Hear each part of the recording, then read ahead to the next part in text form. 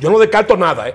Pero yo, No sí te digo, lo más importante en todo, no es que yo descarte o que lo crea o no. Yo lo que te digo es que si eso fue acaso un mensaje, fue un mensaje todo lo contrario. Porque yo no voy a disminuir mis convicciones. Si es una amenaza vana.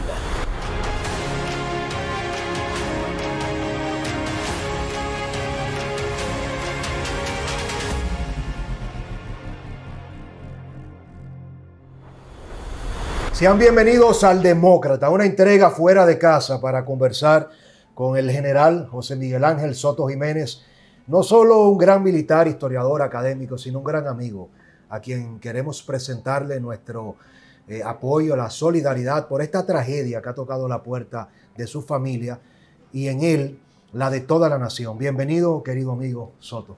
Bueno, agradecerte ante todo la invitación y la presencia aquí en la oficina, cosa que defiero con mucho gusto y que siempre lo he hecho.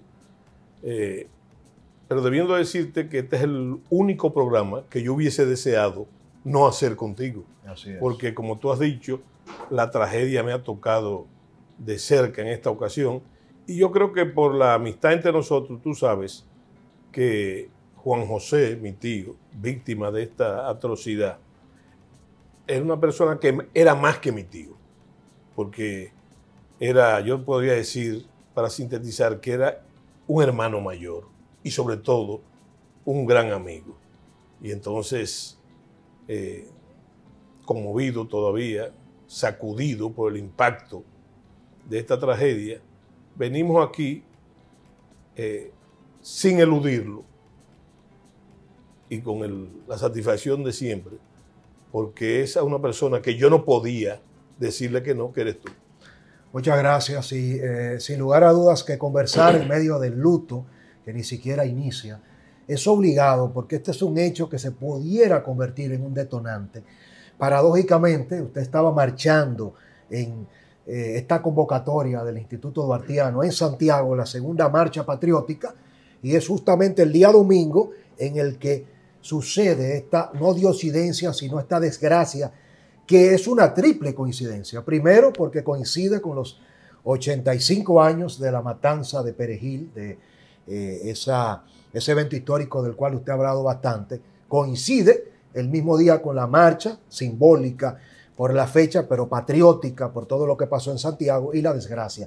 Nos tocó hacer la crónica de esto a nosotros en exclusiva en El Demócrata, pero ahora queremos que usted les cuente a toda la audiencia planetaria que conecta con El Demócrata cómo sucedió, cómo usted se entera y cuáles son todos los detalles que tenemos del hecho. Mire, yo no tengo detalles, esos detalles que son propios de una crónica policial y precisamente de las investigaciones criminológicas de la policía. Y ahí está el hecho con su cruda realidad y con el peso que tiene, no solamente para mí, porque debo decirte que quiero usar El Demócrata para expresar mis condolencias a los otros afectados, a la familia de las otras víctimas de esta tragedia. Y que debo decir, he usado mucho la palabra tragedia, de esta desgracia que nos aqueja.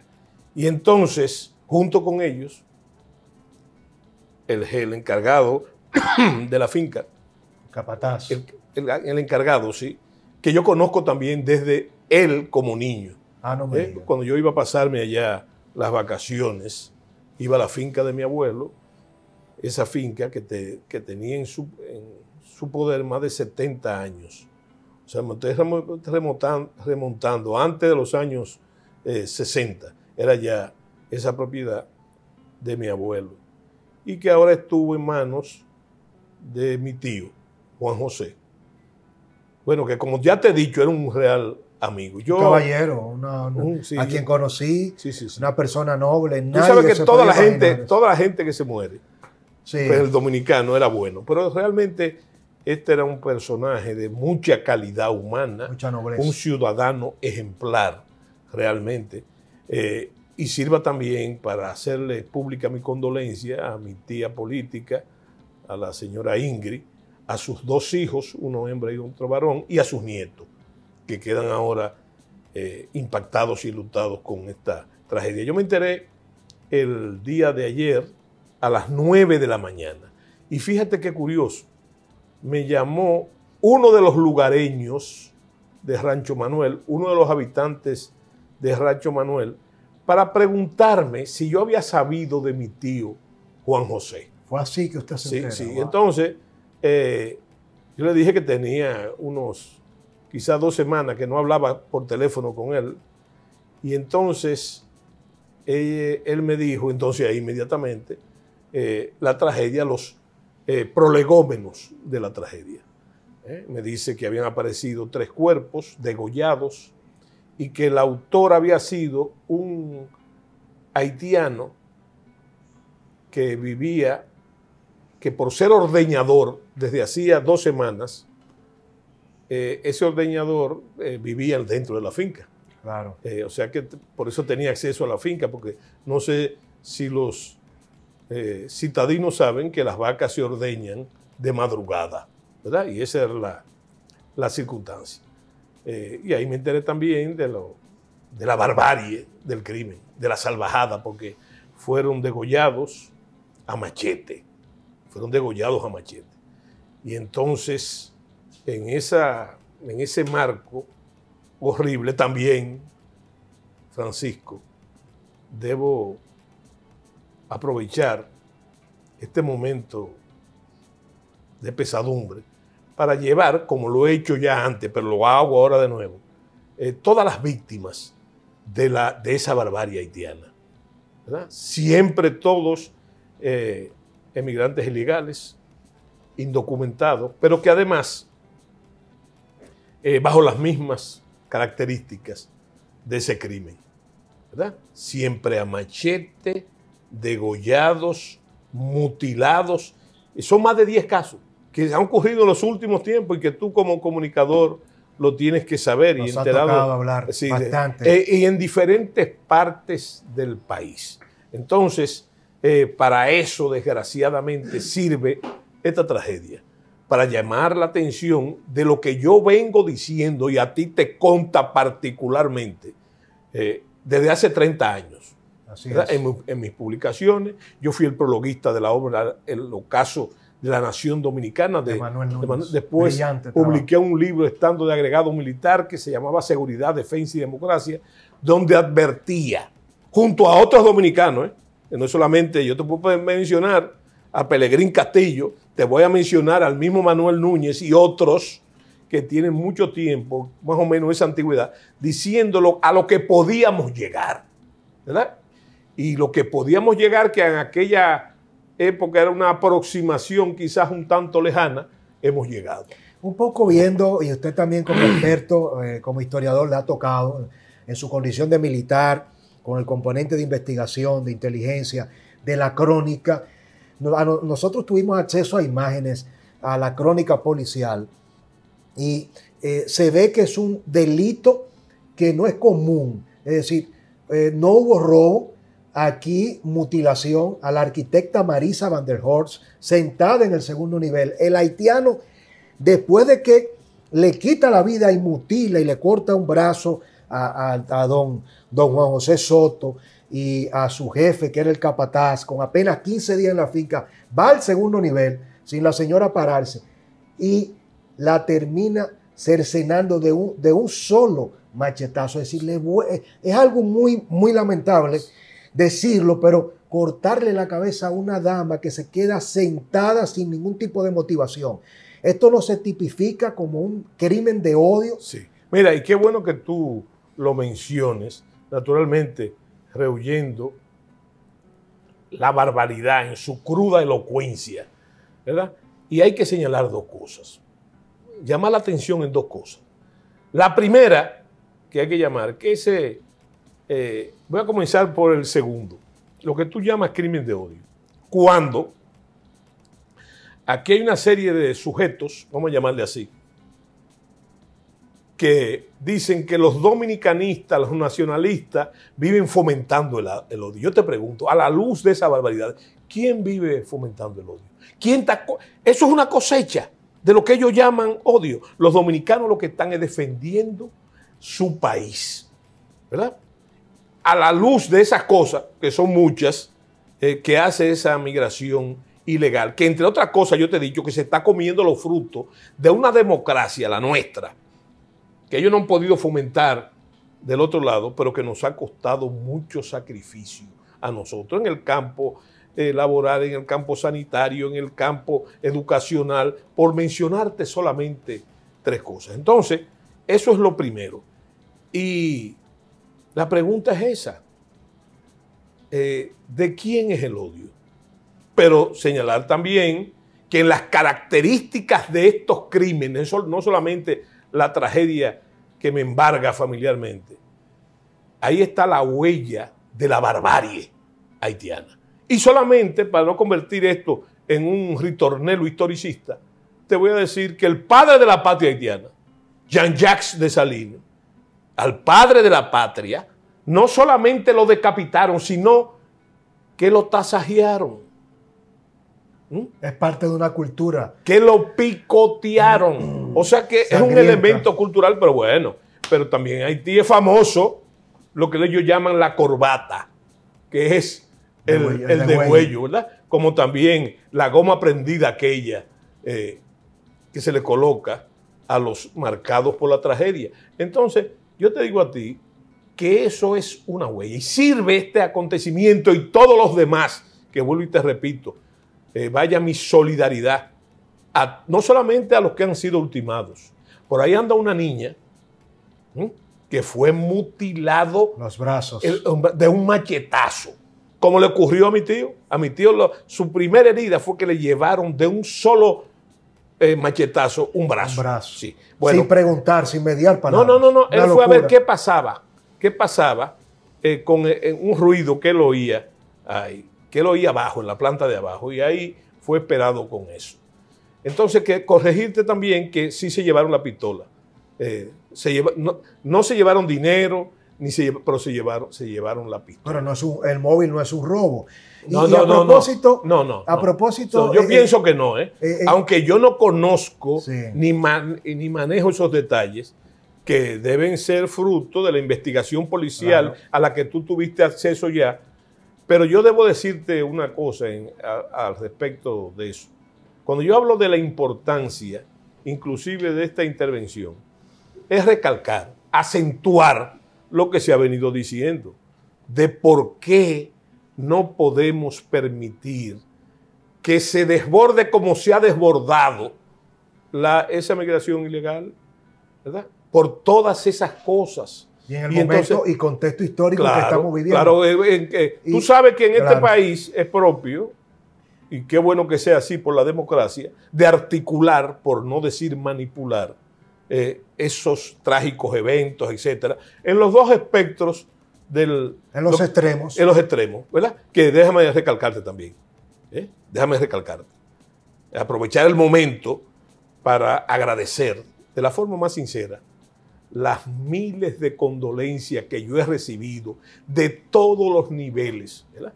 Reconocer la labor de la policía, el jefe de la policía que ha estado al frente, por así decirlo, es reconocer eso, ¿verdad?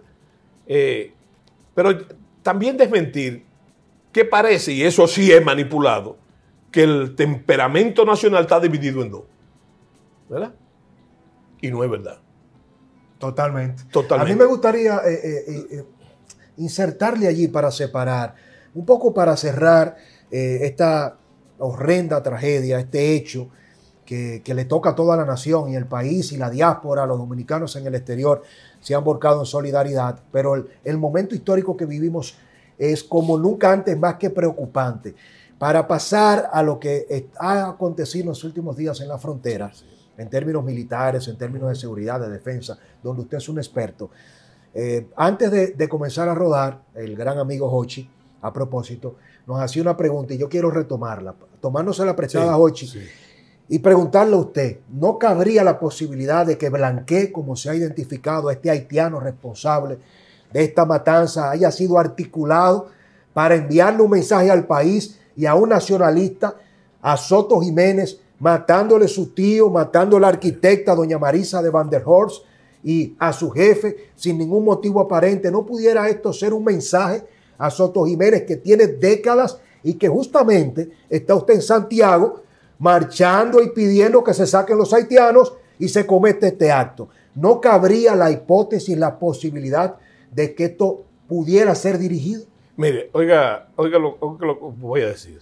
Hay que también saber sopesar, ¿verdad?, la eventualidad, ¿verdad? Yo no creo que, de hecho, en esas minucias, en esa carpintería del crimen, cabría eso. Porque si hubiese sido así, entonces es mucho más grave todavía la situación de la República Dominicana. Ahora, articulado el hecho, manipulado por sectores que yo te quiero decir, terminar la idea, que el 80% o el 90% de la ciudadanía está con la dominicanidad. Totalmente. ¿Verdad? Y que son grupos minúsculos que aprecian ellos, que trataron, por cierto, de sabotear la marcha, pero la realidad le dio en la cara, ¿verdad? Situaron centros de reunión y de acopio de personal en sitios donde no era el sitio. Es que no hay forma de parar el movimiento una marcha más multitudinaria. Ahora bien. Pero usted descarta. Ahora bien, yo no descarto nada. Yo no descarto nada, Pero yo sí te digo, lo más importante de todo, no es que yo descarte o que lo crea o no. Yo lo que te digo es que si eso fue acaso un mensaje, fue un mensaje todo lo contrario. Porque yo no voy a disminuir mis convicciones. Si es una amenaza vana y equivocada. Porque yo lo que debería hacer, lo que es que entonces yo ante la tragedia abrazaría esa causa, mi causa de ciudadano consciente en la República Dominicana de una manera más firme. Pero no solo usted, súmele el demócrata, sí, súmele todos nuestros medios, súmele a la dominicanidad, lo que significa defender la patria, tocarle de esa manera, arrebatarle a una madre, a doña Maritza Van der Horst, trabajaba en el colegio Nuestra Señora de la Altagracia, sí, una mujer, óigame, un alma de Dios, volarle la cabeza, inmisericordia, a don Juan José Soto, a cada uno de ellos y a ese jefe de la finca, es como si nos tocaran a cada dominicano.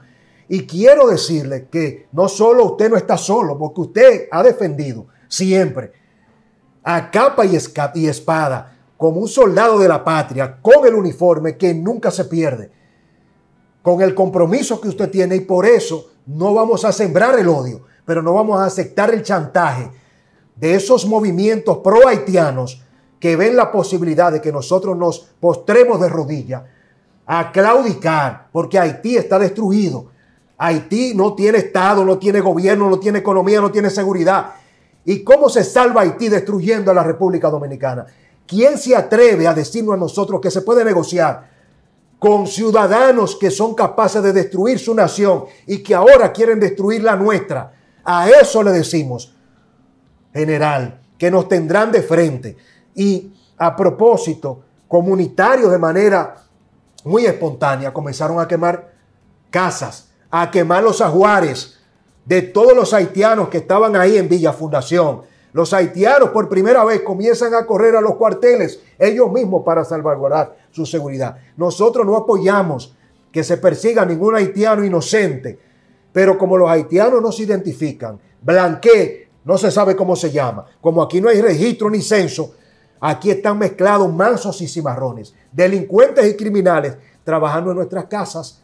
¿Qué piensa usted de esa reacción del pueblo que comenzó a reclamar y a expulsar a esos haitianos de la comunidad? Bueno, yo he advertido, no ahora, con el caso de la tragedia de mi tío, yo he advertido que el dominicano, por cultura, es tolerante. Es más, aguanta lo que no debería de aguantar, pero él aguanta hasta un día. Y yo he dicho que una de las imperiosas necesidades del gobierno o del Estado dominicano, no son la misma cosa, es precisamente darle respuesta legal al problema haitiano. Legal. Porque si no lo hace legal, van a producirse esas manifestaciones indeseables e indeseadas. Pero dentro del humanismo muy justo. Fíjate que no se trata de gente adinerada, porque habla de mi tío, el hacendado, y de la señora, que es una señora de la clase media también, de la sociedad de Santiago. No estamos hablando de eso, estamos hablando del encargado de la finca, hijo del que fue encargado de mi abuelo, que es un hombre sumamente humilde. Y eso es lo que yo he dicho. Don precisamente. No, estamos hablando de don José Soto, de mi abuelo. Okay. Y entonces, de parte de mi padre. Entonces yo te digo que eso es lo que hay que evitar. El gobierno debe actuar de acuerdo a las leyes para evitar esa secuencia, que no es la primera vez que pasa. Pues lo que pasa es que nosotros tenemos la memoria corta. Hace unos años, creo que en el gobierno anterior, pasó una situación parecida, creo que en Martín García o Guayubín, ¿verdad? Donde ante un ataque que hicieron los haitianos, los lugareños de ahí, un cuartel, fue la población que los repelió, ¿verdad? Y ha pasado también en mismo Santiago. En Santiago claro, hubo un barrio que lo desalojó la comunidad dominicana a los haitianos. Se hablan de que en República Dominicana, mal contado, tenemos 2 millones y tantos de haitianos en todos los sectores. ¿Cuál sería el escenario previsible? Y nosotros, en Más Allá de la Curva y en El Demócrata, hemos dicho, Dios nos libre de que una turba de haitianos, huyéndole al hambre, a la desgracia de Haití, crucen la frontera y nuestros guardias repelan esa acción, que caigan muertos, un escenario posible, ojalá que nunca pase. Si se diera un escenario donde los miembros de nuestro ejército, repeliendo una acción entre pandillas y civiles haitianos, mataran una cantidad indeterminada de haitianos y los haitianos en nuestro territorio reaccionaran a eso, eso no daría pie a una reacción social de convulsiones de dominicanos cazando haitianos y haitianos que están en el este del país, en Friusa, donde el exdirector de Migración, Enrique García, reconoció, general, que la Policía Nacional no podía entrar al hoyo de Friusa. Aquí, en la Altagracia. Es decir, ¿cuál sería el escenario desde el punto de vista de la seguridad? ¿Estamos preparados nosotros para un conflicto social, civil, militar? Sí, mira, yo pienso, y eso tiene que saberlo la población, aún en esa eventualidad que tú señalas, ¿verdad? Y no voy a violar la confidencialidad, las Fuerzas Armadas tienen planes que integran también a la Policía Nacional, que es una especie de Fuerzas Armadas de la retaguardia, como se llama en otros países, Fuerzas Armadas de Cooperación, para no descuidar el frente, teniendo, como se dice comúnmente, una quinta columna. Pero yo te digo que para aún esas eventualidades y para evitar lo que podía plantearse como un genocidio, que es lo que está pasando del otro lado, o esas matanzas diarias que ellos tienen, entonces eso habría, te lo digo como técnico, como profesional en eso, que manejarlo no con la letalidad de las armas de guerra, sino con toda una variante de armas no letales que disuadan esa eventualidad de una avalancha, bueno, manejándolo como orden público, ¿entiendes? Entonces, ¿estamos preparados nosotros sí, para algo así, general? Yo estoy diciendo que hay planes, estamos preparados, y más preparados de lo que la gente se imagina. Bueno, pues eso nos tranquiliza. Finalmente, la frontera está tensa, se dio un evento en la zona franca de Codevi, una inversión del Grupo M, pero en Juana Méndez. Y eso provocó que cerca de 900 empleados dominicanos tuvieran que ser rescatados y muchos de ellos corrieron hacia el lado dominicano. Despliegue de tanquetas, de helicópteros, de más de 1.500 efectivos de soldados, miembros del Ejército Nacional. ¿Cuál es la lectura que usted le da? ¿Tenemos las garantías de que nosotros podamos controlar una eventual efecto en cascada masivo de haitianos hacia el lado dominicano? En términos militares, ¿cuáles serían los próximos pasos que deberíamos dar nosotros? Mira, yo pienso que nunca se puede asegurar del control absoluto. Eso es inexistente. No solamente en República Dominicana, ¿no?, sino en los países desarrollados sobre el hermetismo de la frontera. Pero yo sí te puedo asegurar, como viejo soldado, aunque, como decimos nosotros, la apreciación de la situación es un proceso continuo que cambia. Pero yo te digo a ti que la prioridad actual de las Fuerzas Armadas, ¿verdad?, con todos los problemas, defectos y escape que pudiera haber, es la frontera. Y te voy a usar la palabra cosa, en gradualidad. Es la prioridad en gradualidad. Yo creo que día tras día, mientras la situación se complica en Haití, y yo creo que no puede producirse más, todavía esa eventualidad se concreta. ¿Qué eventualidad? La de que sea la prioridad. Y cuando hablo de prioridad, no solamente hablo de hombres, sino de lo que nosotros llamamos la potencia de combate. La frontera siempre será la primera línea. ¿Qué significa la potencia de combate? La potencia de combate quiere decir el concierto de las armas orgánicas de las unidades, el liderazgo de las mismas, la moral de las mismas y la organización de las mismas. Entonces, eso no se consigue con una varita mágica, lo que quiere decir que es la preocupación permanente de los mandos, igual que el caso de la corrupción en la frontera. Negarlo sería un disparate, pero eso ha sido una preocupación permanente que se va corrigiendo, ¿verdad? Se va corrigiendo. Yo recuerdo que una de las prioridades importantes, y yo creo que los mandos están en esa, lo que pasa es que los mandos no pueden estar informando permanentemente cosas, es la rotación del personal. Interesante. La rotación permanente del personal. Para que no se corrompan.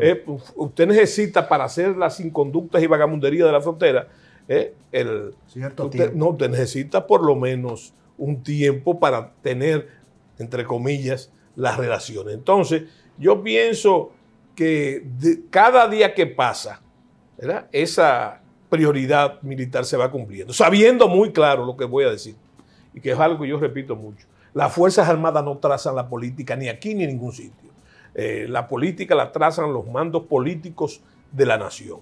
Las Fuerzas Armadas son, según la Constitución, un instrumento de lo que se llama la gobernabilidad democrática. Entonces, lo más importante en este caso, para que se logren los objetivos nacionales, es la voluntad política, ¿verdad? Que se exprese la voluntad política, pero no en palabras, sino en hechos. General. Y yo pienso, sí, espérate, no me cortes, y yo pienso que eso está ocurriendo, ¿verdad? Está ocurriendo, porque tú puedes, y es uno de los efectos de la marcha, cuando esa marcha se produce, hay que ver cuál es el predicamento de la marcha y la declaración de la marcha. Primero, que no hay solución dominicana al problema haitiano. Que la comunidad internacional no nos ayude a nosotros, que ayude a los haitianos. Totalmente. ¿Me entiendes? Sí. Y que evite la tragedia que está pasando. Totalmente. Porque hay mucha gente que dice que Haití es un estado fallido. Yo digo que no. Haití no tiene estado. Ni siquiera ya es un estado fallido. Totalmente. El estado no existe. No existe. Porque el estado no tiene sus atributos, que son el control de la población, el control del territorio, el monopolio legal de la violencia legalmente aceptable. General, hay una gran preocupación a nivel nacional con la gran cantidad de haitianos trabajando en casas, en empresas, en todo el país. ¿Cuál es el mensaje, cuál es la lectura que usted le da a mucha gente que cuestiona, dicho sea de paso, a quien contrata haitianos?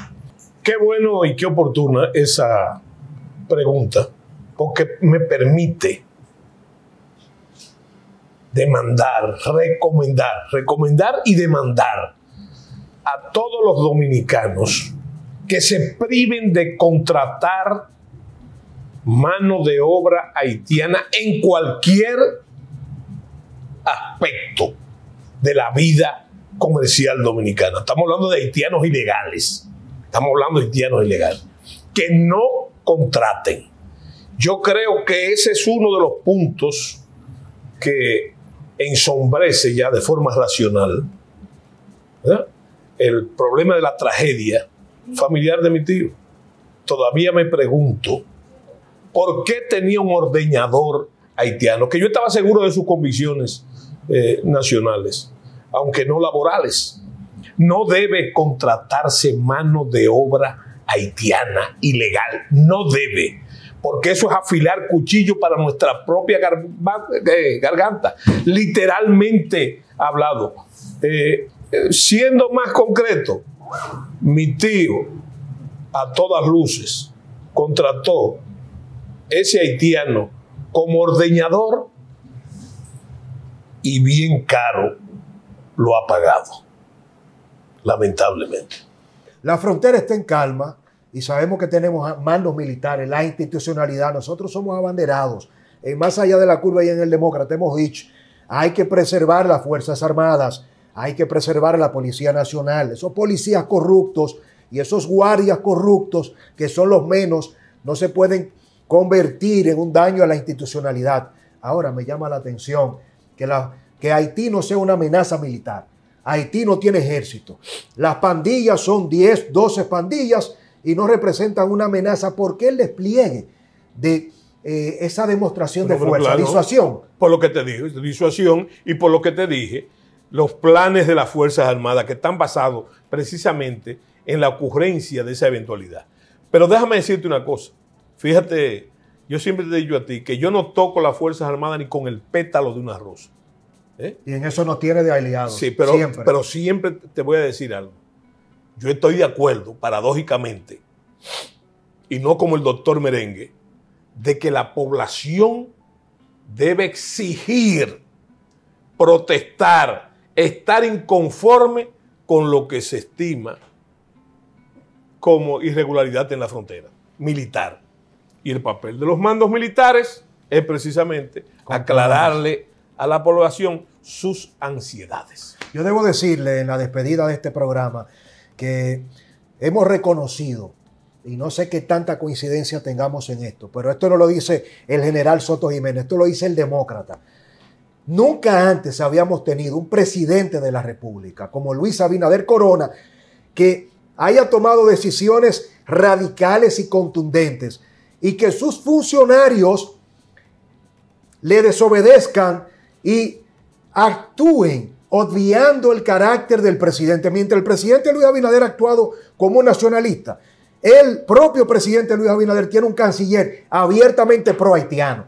El canciller de República Dominicana, el señor Roberto Álvarez, debería ser declarado un dominicano no grato. Pero lo peor, mientras el presidente Luis Abinader, y lo digo de manera responsable, y es lo que nos toca a nosotros en el ejercicio de la comunicación, prohíbe que se reciban a las parturientas haitianas en la mafia de un corredor que ha convertido esa situación de salud en un hecho tan grave, general, que de cada 10 niños que nacen en el sistema público dominicano, 4 son haitianos. Y mientras el presidente hace esa prohibición, usted sabe lo que hace Mario Lama, director del Servicio Nacional de Salud, que ordena a que se reciban y se atiendan a todas las parturientas.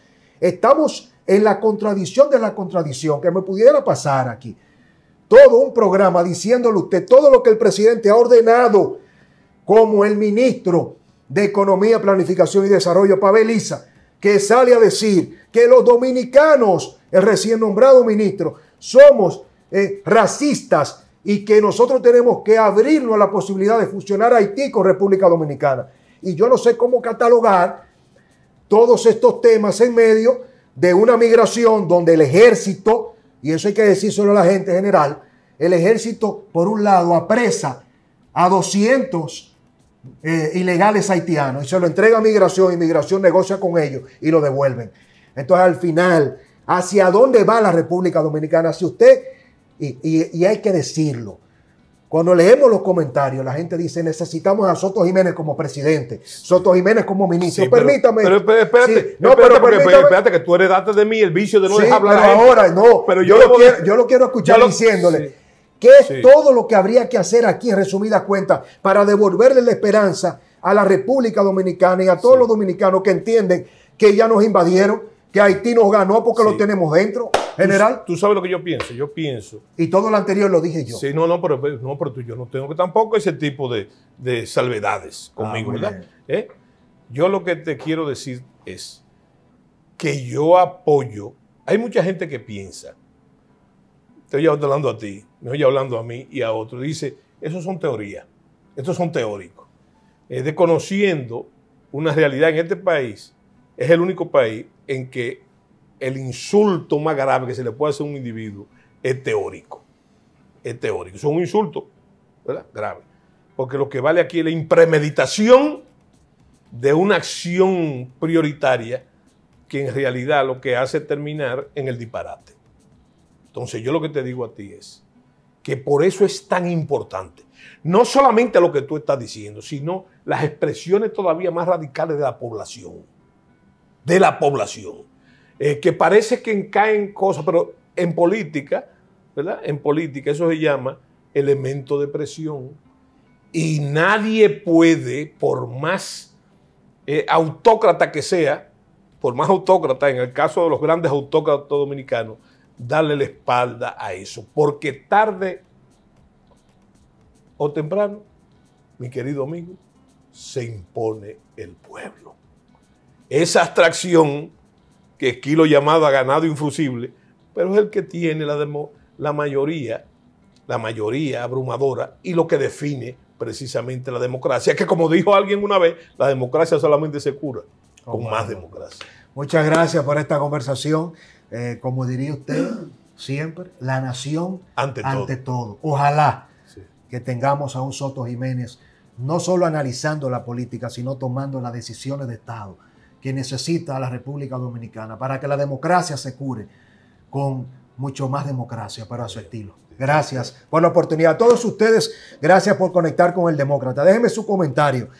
¿Qué piensa usted que debería hacer el presidente Luis Abinader después de este análisis histórico de la tragedia que ha tocado la puerta del general Soto Jiménez? ¿Cuáles son las medidas urgentes que tenemos que tomar los dominicanos para no dejárselo todo a un presidente que parece que no cuenta con gobierno en su propio gobierno? Les leo. Bendiciones. Canales de YouTube hay muchos, pero con credibilidad pocos como El Demócrata, donde la verdad se revela y la mentira se aclara. En El Demócrata asumimos el sagrado compromiso de quitarle la piel a las palabras y ofrecer la verdad desnuda, asumiendo un solo compromiso, y eres tú.